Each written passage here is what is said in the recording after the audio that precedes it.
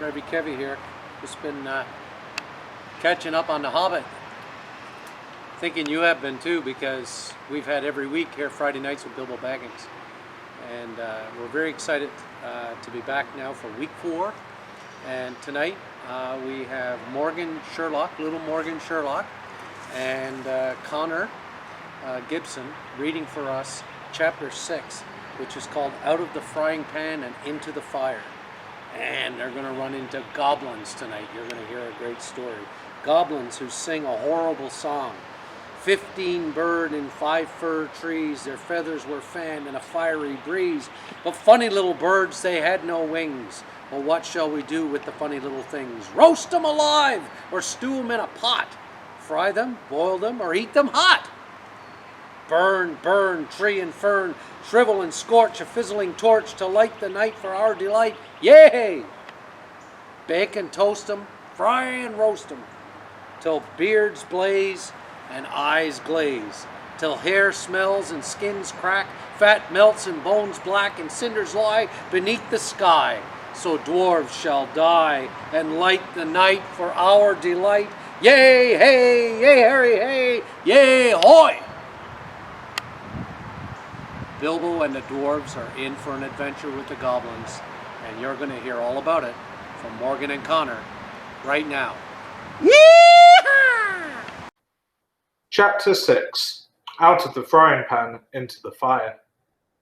Bilbo had escaped the goblins, but he did not know where he was.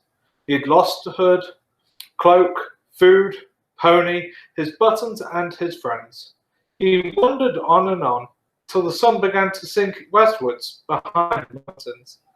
Their shadows fell across Bilbo's path, and he looked back.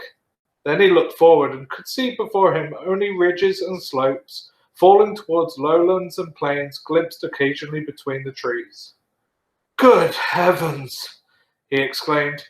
"I seem to have got right to the other side of Misty Mountain, right to the edge of the land beyond. Where and oh, where can Gandalf and the dwarves have got to? I can only hope to goodness they are not still back there in the power of the goblins." He still wandered on, out of the little hill valley, over its edge and down the slopes beyond. But all the while a very uncomfortable thought was growing inside him. He wondered whether he ought not, now he had the magic ring, to go back into the horrible, horrible tunnels and look for his friends. He just made up his mind that it was his duty, and that he must turn back, and very miserable he felt about it, when he heard voices. He stopped and listened. It did not sound like goblins. So he crept forward carefully. He was on a stony path winding downwards, with a rocky wall on the left hand. On the other side the ground sloped away, and there were dells below the level of the path, overhung with bushes and low trees. In one of these dells under the bushes, people were talking.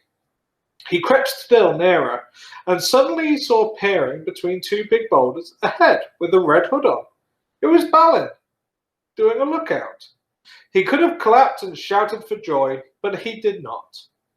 He had still got the ring on, for fear of meeting something unexpected and unpleasant, and he saw that Balin was looking straight at him without noticing him. "I'll give them all a surprise," he thought, as he crawled into the bushes at the edge of the dell. Gandalf was arguing with the dwarfs. They were discussing all that had happened to them in the tunnels, and wondering and debating what they were to do now. The dwarfs were grumbling, and Gandalf was saying that they could not possibly go on with their journey, leaving Mr. Baggins in the hands of the goblins, without trying to find out if he was dead or alive, and without trying to rescue him. "After all, he is my friend," said the wizard, "and not a bad little chap. I feel responsible for him. I wish to goodness you had not lost him." The dwarves wanted to know why he had ever been brought at all, why he could not stick to his friends and come along with them, and why the wizard had not chosen someone with more sense. "He has been more trouble than you so far," said one. "If we have got to go back now into this most abominable tunnels to look for him, then drat him, I say." Gandalf answered angrily, "I brought him, and I don't bring things that are of no use." Either you help me to look for him, or I go and leave you here to get out of the mess as best as you can yourselves. If we can only find him again, you'll thank me before all this is over. Whatever did you want to go and drop him for, Dory?" "You would have dropped him," said Dory, "if a goblin had suddenly grabbed your legs from behind in the dark, tripped up your feet and kicked you in the back." "Then why didn't you pick him up again?" "Good heavens! Can you ask? Goblins fighting and biting in the dark, everybody falling over bodies and hitting one another. You nearly chopped off my head with Glandring, and Thorin was stabbing here and there and everywhere over Orcrist. All of a sudden, you gave one of your blinding flashes, and we saw the goblins running back yelping. You shouted, 'Follow me, everybody!' and everybody ought to have followed. We thought everybody had. There was no time to count, as you know quite well, till we had dashed through the gate guards, out of the lower door, and helter-skelter down here. And here we are, without the burglar. Confiscating. And here's the burglar," said Bilbo, stepping down into the middle of them and slipping off the ring. Bless me, how they jumped. Then they shouted with surprise and delight. Gandalf was as astonished as any of them, but probably more pleased than all the others. He called to Balin and told him what he thought of a lookout man who let people walk right into them like that without warning. It is a fact that Bilbo's reputation went up a very great deal with the dwarfs after this. If they had still doubted that he was really a first-class burglar, in spite of Gandalf's words, they doubted no longer. Balin was the most puzzled of all, but everyone said it was a very clever bit of work. Indeed, Bilbo was so pleased with their praise that he just chuckled inside and said nothing whatever about the ring. And when they asked him how he did it, he said, "Oh, I just crept along, very carefully and quietly." "Well, it is the first time that even a mouse has crept along carefully and quietly under my nose and not been spotted," said Balin, "and I take my hood off to you." Which he did. "Balin, at your service," said he. "Your servant, Mr. Baggins," said Bilbo. Then they wanted to know all about his adventures after they had lost him, and he sat down and told them everything, except about finding of the ring. Not just now, he thought.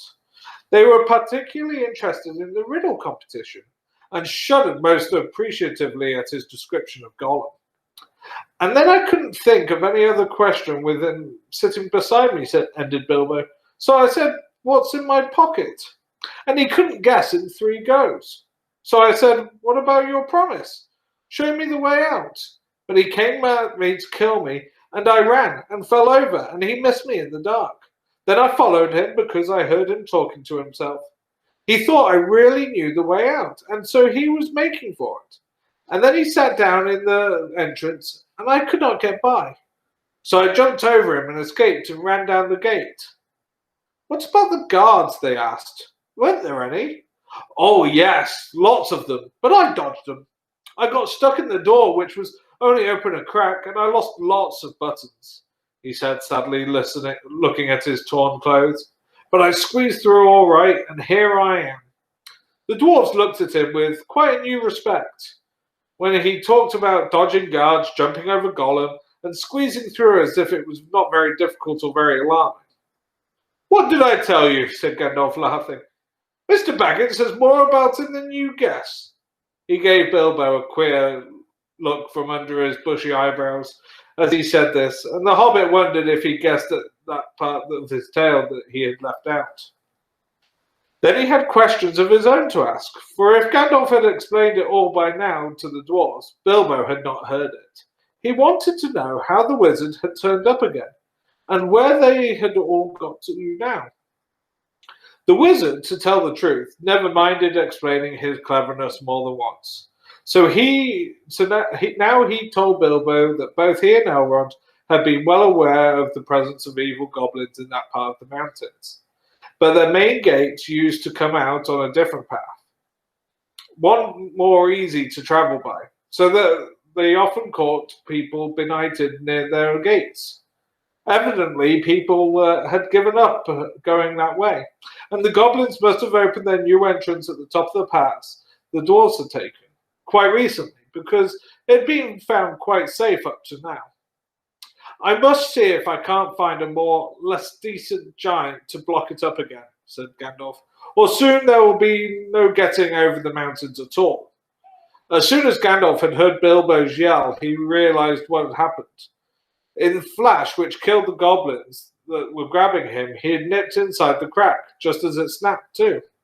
He followed after the drivers and the prisoners right to the edge of the great hall, and there he sat down and worked up the best magic he could in the shadows.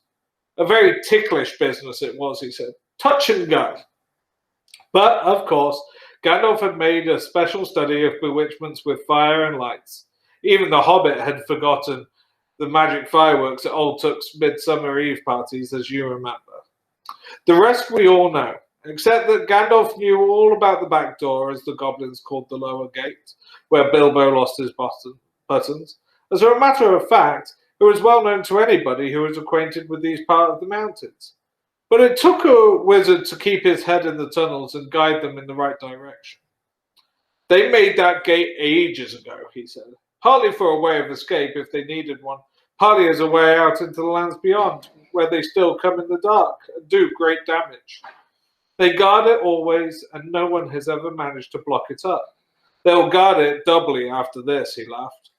All the others laughed too. After all, they had lost a good deal, but they had killed the great goblin and a great many others besides, and they had all escaped. So they might be said to have had the best of it so far. But the wizard called them to their senses. We must be getting on at once. Now we are a little rested, he said. They will be out after us in hundreds when the night comes on, and already shadows are lengthening. They can smell our footsteps for hours and hours after we have passed. We must be miles on before dusk. There'll be a bit of moon if it keeps us fine, and that is lucky. Not that they mind the moon much, but it will give us a little light to steer by. Oh yes, he said in answer to more questions from the Hobbit. You lose track of time inside goblin tunnels. Today's Thursday, and it was Monday night or Tuesday morning that we were captured. We have gone miles and miles and come right down through the heart of the mountains and are now on the other side. Quite a shortcut. But we are not at the point to which our past would have brought us. We are too far to the north and have some awkward country ahead. And we are still pretty high up. Let's go on. I am dreadfully hungry, groaned Bilbo, who was suddenly aware that he had not had a meal since the night before last. Just think for that for a hobbit. His stomach felt all empty and loose and his legs all wobbly. Now that the excitement was over. Can't help it, said Gandalf, unless you like to go back and ask the goblins nicely to let you have your pony back and your luggage. No, thank you, said Bilbo. Very well, then. We must tighten our belts and trudge on, or we shall be made into supper, and that will be much worse than having none ourselves. As they went on, Bilbo looked from side to side for something to eat. But the blackberries were still only in flower, and of course there were no nuts, not even hawthorn berries. He nibbled a bit of sorrel, and he drank some from the small mountain stream that crossed the path, and he ate 3 wild strawberries that he found on its bank. But it was not much good. They still went on and on. The rough path disappeared. The bushes and the long grasses between the boulders, the patches of rabbit-cropped turf, the thyme and the sage and the marjoram, and the yellow rock roses all vanished, and they found themselves at the top of a wide, steep slope of fallen stones, the remains of a landslide. When they began to go down this, rubbish and small pebbles rolled away from their feet. Soon larger bits of split stone were clattering down, and started other pieces below them slivering and rolling. The lumps of rock were disturbed and bounded off, crashing down with a dust and a noise. Before long, the whole slope above them and below them seemed to be on the move, and they were sliding away, huddled all together in a fearful confusion of slipping, rattling, cracking slabs and stones. It was the trees at the bottom that saved them. They slid into the edge of a climbing wood of pines that here stood right up the mountain slope from the deeper dark forests of the valley below. Some caught hold of the trunks and swung themselves into the lower branches. Some, like the little hobbit, got behind a tree to shelter from the onslaught of rocks. Soon the danger was over. The slide had stopped, and the last faint crashes could be heard as the largest of the disturbed stones went bounding and spinning among the bracken and the pine roots far below. Well, that's got us on a bit, said Gandalf.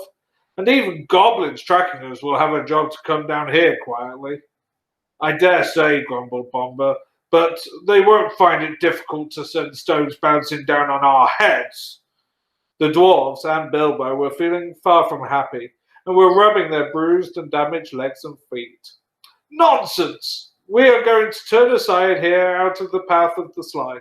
We must be quick. Look at the light. The sun had long gone behind the mountains. Already the shadows were deepening about them. Though far away through the trees and over the black tops of those growing lower down, they could still see the evening lights on the plains beyond. They limped along now as fast as they were able down the gentle slopes of the pine forest in a slanted path leading steadily southwards. At times they were pushing through a sea of bracken with tall fronds rising right above the hobbit's head. At times they were marching along quiet over a floor of pine needles, and all the while the forest gloom got heavier and the forest silence deeper. There was no wind that evening to bring even a sea sighing into the branches of the trees. Must we go any further? Asked Bilbo, when it was so dark that he could only just see Thorin's beard wagging beside him, and so quiet that he could hear the dwarves breathing like a loud noise. My toes are all bruised and bent, and my legs ache, and my stomach is wagging like an empty sack. A bit further, said Gandalf. After what seemed like ages, further they came suddenly to an opening where no trees grew. The moon was up and was shining into the clearing. Somehow it struck all of them as not at all a nice place, although there was nothing wrong to see. All of a sudden they heard a howl away downhill, a long shuddering howl. It was answered by another away to the right, and a good deal nearer to them, then by another not far away to the left. It was wolves howling at the moon, wolves gathering together. There was no wolves living near Mr. Baggins' hole at home, but he knew that noise. He had it described to him as often enough in tales. One of his elder cousins on the Took side, who had been a great traveler, used to intimidate and to frighten him.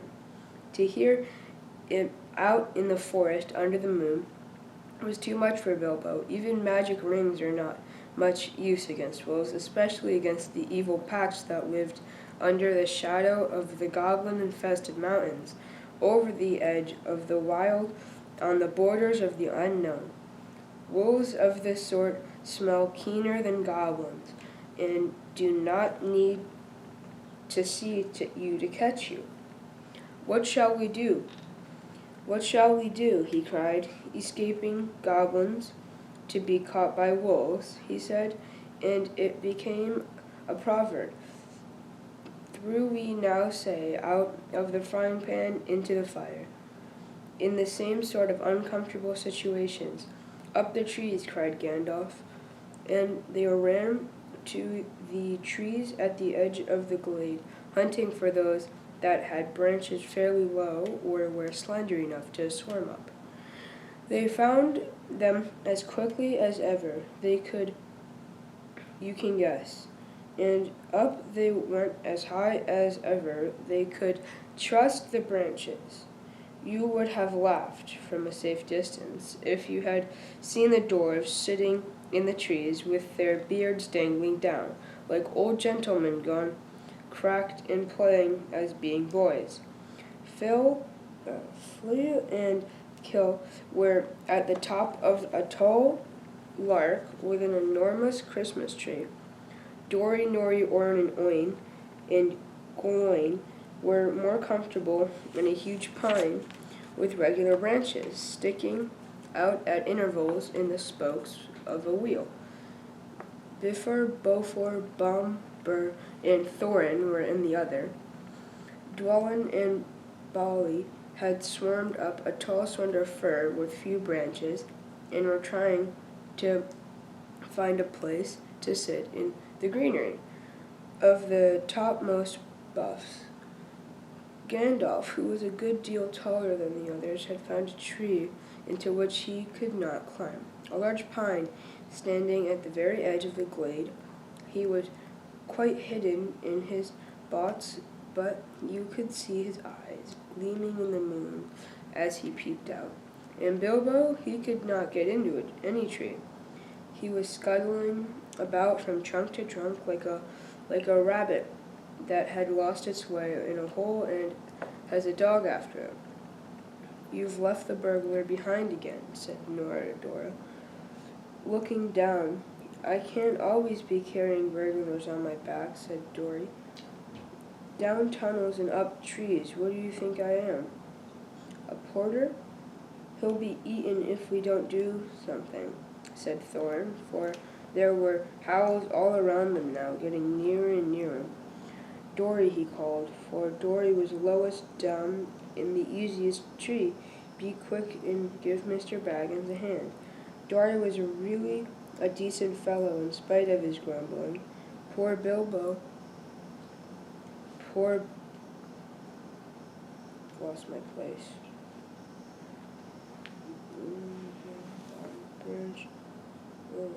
Dory was really a decent fellow in spite of his grumbling. Poor Bilbo could not reach his hand even when he climbed down to the bottom branch and hung his arms down as far as he could.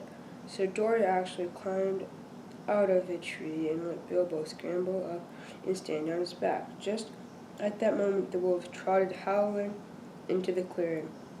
All of a sudden there were hundreds of eyes looking at them. Still, Dory did not let Bilbo down. He waited till he had clambered off his shoulders into the branches, and then he jumped from the branches himself, only just in time. A wolf snapped at his cloak, and he swung up, and nearly got him. In a minute, there was a whole pack of them yelping all around the tree and leaping up at the trunk, with eyes blazing and tongues hanging out. But even the wild Rargs, for so the evil wolves over the edge of the wild were named, cannot climb trees. For a time they were safe. Luckily it was warm and not windy. Trees are not very comfortable to sit in for long at any time, but in the cold and the wind, with wolves all around below waiting for you, they can be perfectly miserable places.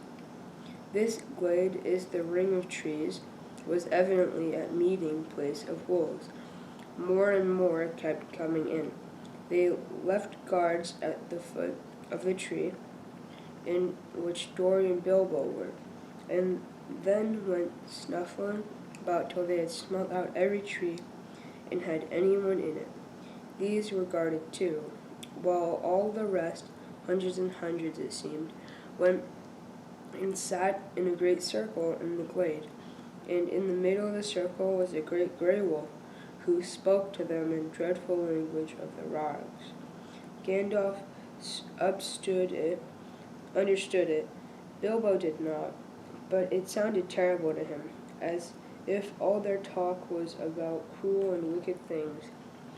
As it was, every now and then all the rags in the circle would answer their great chief altogether, and their dreadful clamor almost made the hobbit fall out of his pine tree. I will tell you what Gandalf heard, though Bilbo did not understand it. The Rogs and the goblins often helped one another in wicked deeds. Goblins do not usually venture very far from mountains unless they are driven out and are looking for new homes, or are marching to war, which I am glad to say has not happened for a long while.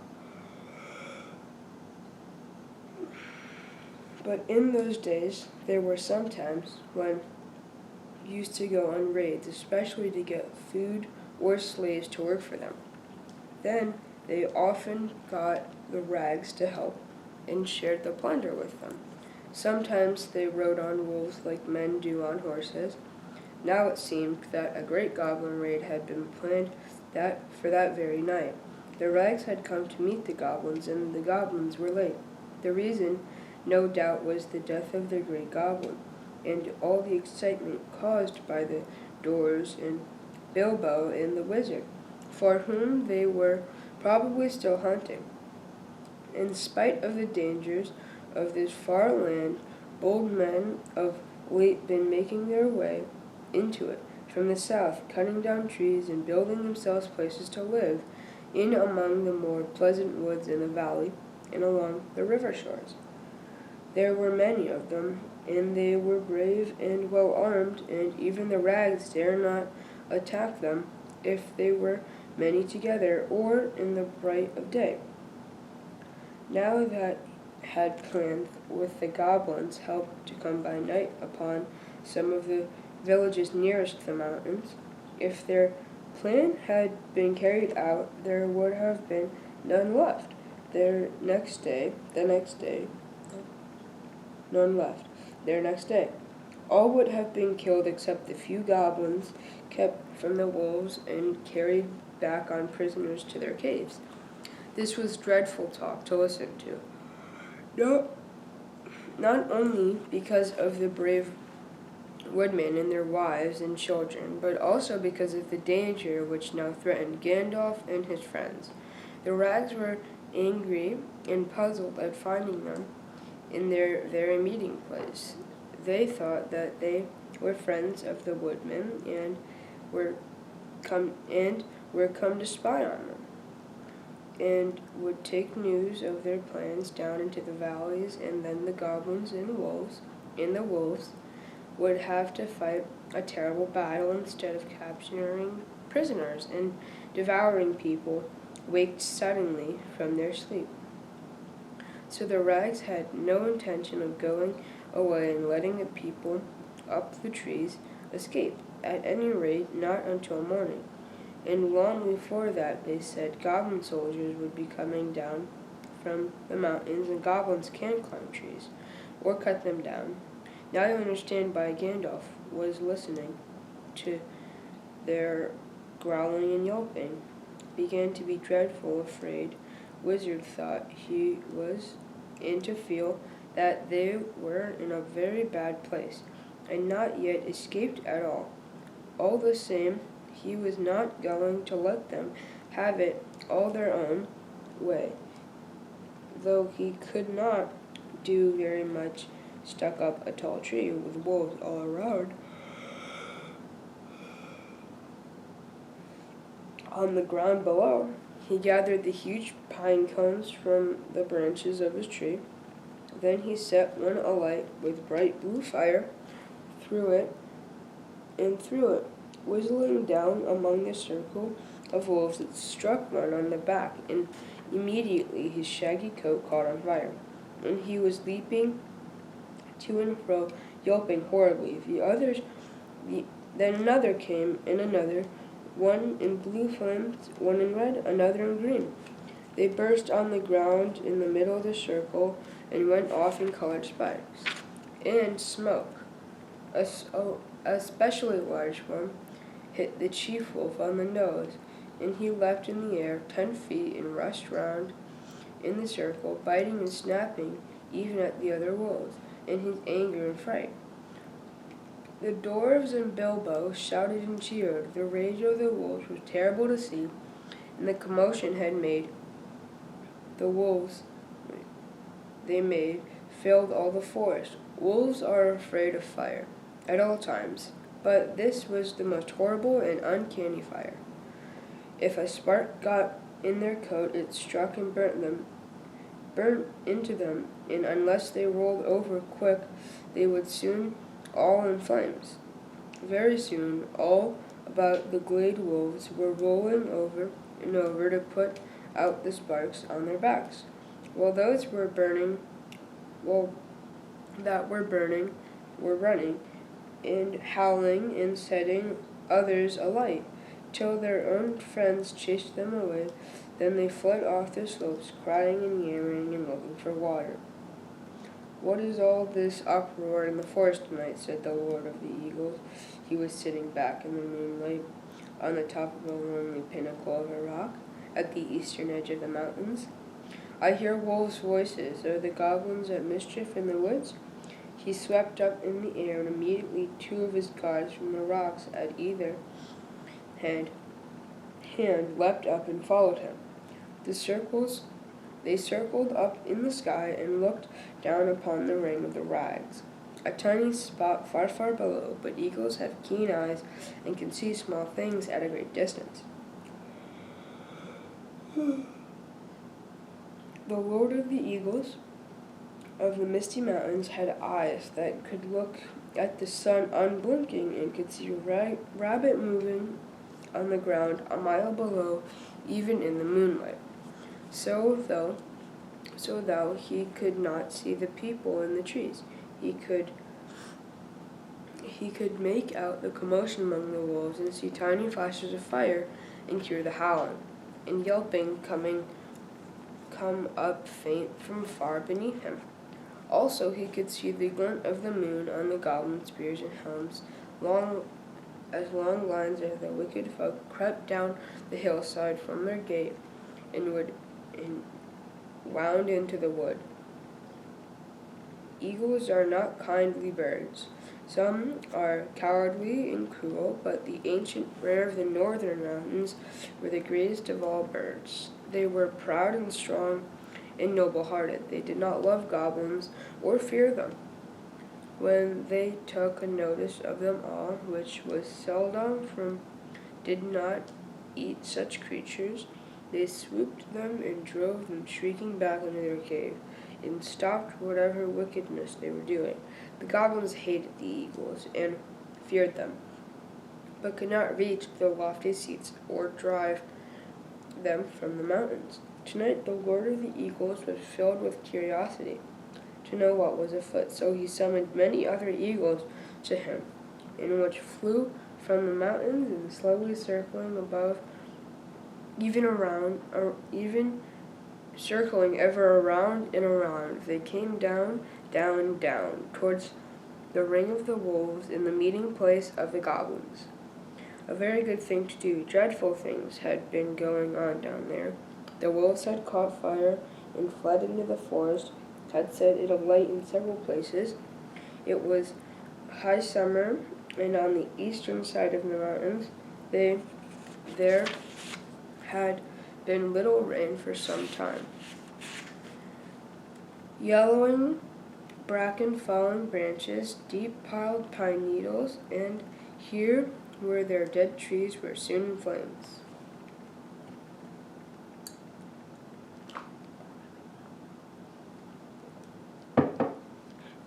All around the clearing of the wargs, fire was leaping, but the wolf guards did not leave the trees.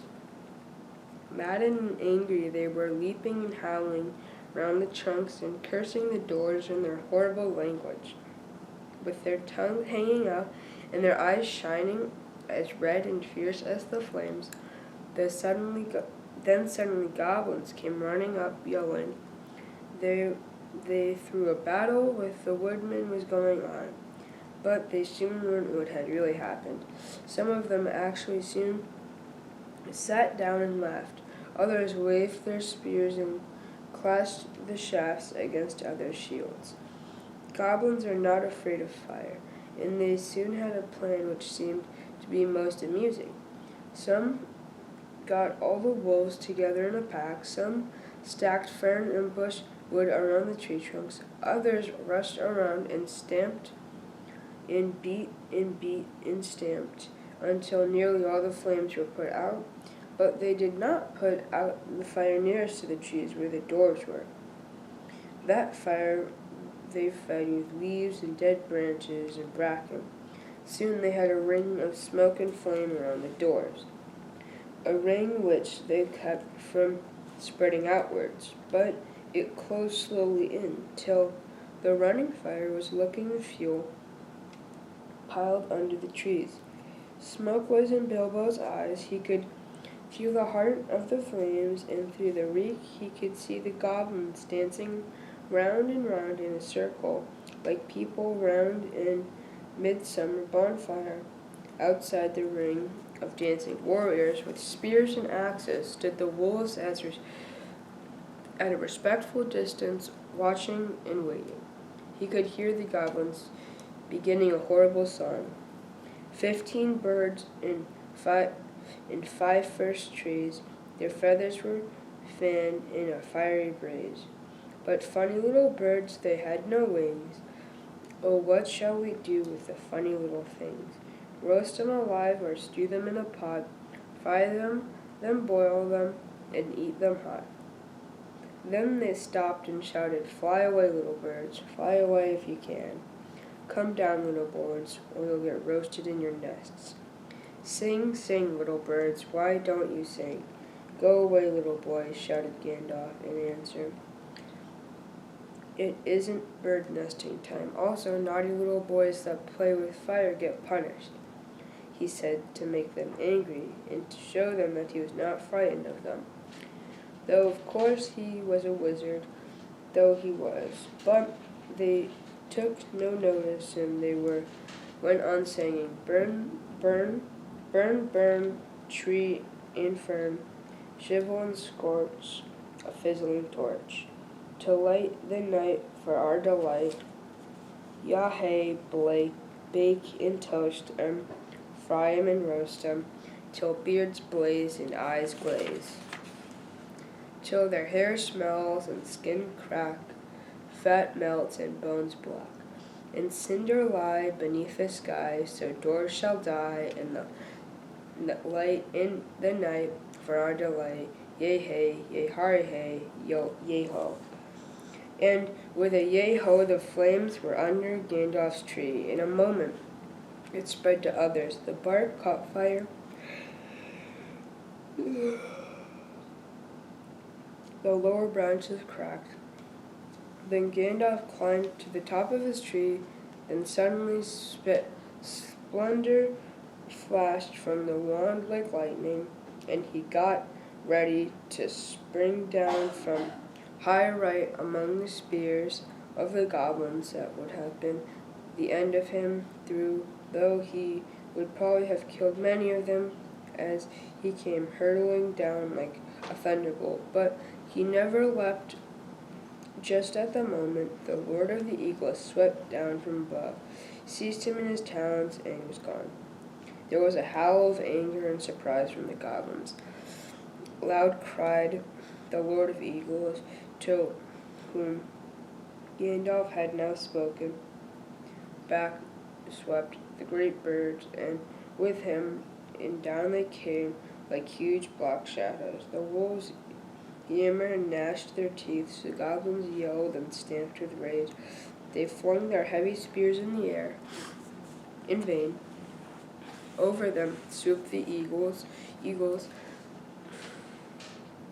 The dark rush of their beating wings smote them to the floor or drove them far away. Their talons tore at goblins' faces, or birds flew to the treetops and seized the dwarfs, who were scrambling up, now as far as they ever dared to go. Poor little Bilbo was nearly left behind again. He just managed to catch old Dory's legs as Dory was borne off at last. And up they went together, the trumpet and the burning, Bilbo swinging in the air with his arms nearly breaking. Now far below, the goblins and the wolves were scattering far and wide in the woods, as few eagles were still circling and sweeping above the battleground. The flames about the trees sprang suddenly up above the highest branches. They went up in crackling fire, and suddenly flurry of sparks and smoke. Bilbo had escaped only just in time. Soon the light burning was faint below as red twinkle on the black floor, and they were high in the sky, rising all time in strong, sweeping circles. Bilbo had never forgotten the flight. Clinging on to Dory's ankles, he moaned, my arms, but Dory's legs. At the best times heights made Bilbo giddy. He used to turn a queer when he looked over the edge of quite a little cliff, and had never liked ladders, let alone trees, never having had to escape from wolves before. So you can imagine how his head would swim now, when he looked down between his dangling toes and saw the dark lands opening wide underneath him, touched in where the light of the moon on a hillside rock or a stream in the plains. The pale peaks of the mountains were coming nearer. Moonlight spikes of rock sticking out of black shadows. Summer or not, it seemed to be very cold. He shut his eyes and wondered if he could hold on any longer. Then he imagined what would happen if he did not. He felt sick. The flight ended only just in time for him, just before his arms gave way. He loosened Dory's ankle with a grasp and fell onto the rough platform of the Eagle's Eyrie. They lay without speaking, and his thoughts were a mixture of surprise. At last, being saved from the fire and fear lest he fell off, that as being saved from the fire, and I read that already, and fear lest he fell off that narrow place in the deep shadows on the either side. He was feeling very queer indeed, and in his head, by the time after the dreadful adventures of the last 3 days, with next to nothing to eat, he found himself saying aloud, now I know what a piece of bacon feels like when it suddenly is picked out of the pan on a fork and put back on the shelf. No, you don't, he heard Dory answering, because bacon knows what it will get back in the pan sooner or later, and it is not be hoped we shame. Also, eagles aren't forks. Oh no, not a bit like storks. Forks, I mean, said Bilbo, sitting up and looking anxiously at the eagle, who was perched close by. He wondered what other nonsense he had been saying, and if the eagle would think it rude. You ought to not be rude to an eagle when you are only the size of a hobbit, and are up in its eyrie at night. The eagle only sharpened its beak on a stone, and trimmed his feathers, and took no notice. Soon another eagle flew up. The Lord of Eagles bids you to bring your prisoners to the great shelf, he cried, and was off again. The other seized Dory in his claws and flew away. With him in the night, leaving Bilbo all alone, he had just the strength to wonder what the messenger had meant by prisoners, and to begin to think of a torn up of supper like a rabbit when his own turn came. The eagle came back, seized him in his talons by the back of his coat, and swooped off. This time he flew only a short way. Very soon Bilbo was laid down, trembling with fear, on a wide shelf of a rock on the mountainside. There was no path down onto it save by flying, and no path down of it by jumping or over a pier piece. There they found all the others sitting with their backs to the mountain wall. The Lord of Eagles was also there, and was speaking to Gandalf. It seemed that Bilbo was no longer going to be eaten after all. The wizard and eagle lord appeared to know one another slightly and even to be on friendly terms. As a matter of fact, Gandalf, who had often been in the mountains, had once rendered a service to the eagles of the mountain, healed their lord from an arrow wound. So, you see, prisoners, he had meant prisoners rescued from the goblins, only and not captives of the eagles. As Bilbo listened to the talk of Gandalf, he realized that at last they were going to escape really and truly from the dreadful mountains. He was discussing plans with the great eagle for carrying them, the dwarves, and himself, and Bilbo far away and setting them down well on the journey across the plains below.